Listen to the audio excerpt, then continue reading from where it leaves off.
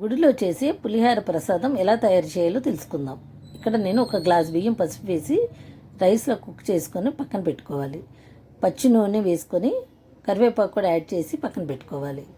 Pan వేడి చేసుకొని 1 tea spoon ఆవాలు, టీ స్పూన్ మినపప్పు, 1½ టీ స్పూన్ పచ్చిశనగపప్పు, 1½ టీ స్పూన్ నువ్వులు, టీ స్పూన్ జీలకర్ర, హాఫ్ టీ స్పూన్ మిరియాలు, ఎండుమిర్చి, హాఫ్ టీ స్పూన్ మెంతులు వేసుకొని లో ఫ్లేమ్ మీద దోరగా వేపుకోవాలి. చల్లారిన తర్వాత మిక్సీ పట్టుకొని పౌడర్ పక్కన పెట్టుకోవాలి. పాన్లో హాఫ్ టేబుల్ స్పూన్ ఆయిల్ వేడి చేసుకొని ఆవాలు, వేరుశెనగ గుళ్ళు, మినప్పప్పు, పచ్చిశనగపప్పు, ఇంగువ, ఎండుమిర్చి వేగిన తర్వాత పక్కన పెట్టుకున్న రైస్లో పోపు వేసుకోవాలి.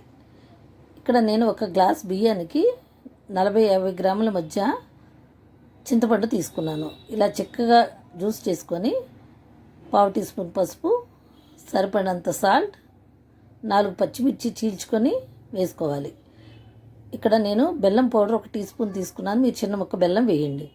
ఇందాక పక్కన పెట్టుకున్న పౌడర్ను కూడా అందులో యాడ్ చేసుకొని అడుగు పట్టుకుంటా కలుపుతూ ఇలా దగ్గర పడిన తర్వాత రైస్లో వేసుకొని కలుపుకోవాలి. మంచి గుమగుమ వాసనతో ఎంతో టేస్టీగా తయారయ్యే ఈ పులిహోరను మీరు ఒకసారి ట్రై చేయండి.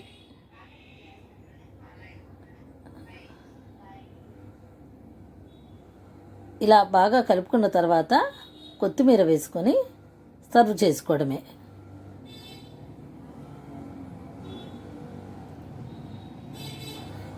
ఈ డిఫరెంట్ ఫ్లేవర్ తోటి ఎంతో టేస్టీగా ఉండే పులిహోర మీరు ట్రై చేయండి. ధనాసం ఫుడ్ ఛానల్ని